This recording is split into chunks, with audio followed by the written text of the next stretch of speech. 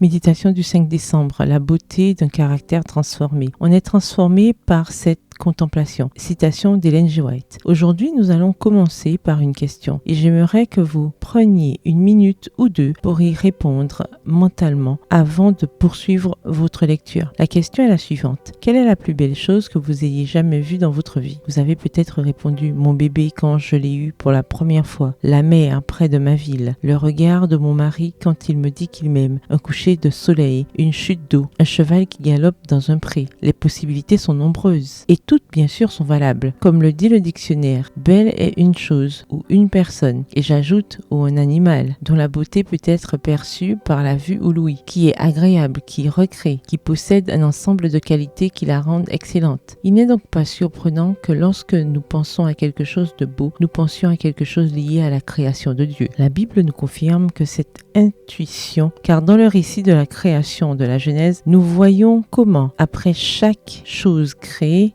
Dieu dit qu'elle était bonne. Et le mot original utilisé ici en hébreu pour bon, tov, inclut également l'aspect esthétique, c'est-à-dire le concept de beauté. La création de Dieu est bonne non seulement au sens de la fonction et de l'efficacité, mais aussi au sens de la beauté. En d'autres termes, la création de Dieu est bonne dans le sens où elle est belle. Extrait de Seventh-day Adventist International Bible Commentary, commentaire biblique international adventiste, à la page 54. Et l'être humain est beau d'une manière particulière, puisqu'il a été créé à l'image de Dieu. Et si la création est belle, la recréation l'est encore plus. En effet, l'extérieur peut avoir une grande beauté, mais s'il y a une beauté qui compte, c'est bien la beauté intérieure du cœur. C'est ce que Dieu regarde, voir 1 Samuel 16, verset 7. La beauté d'un caractère transformé par la contemplation de la personne de Jésus. La beauté d'une vie donnée au service de Dieu. La beauté de quelqu'un qui, comme un miroir, reflète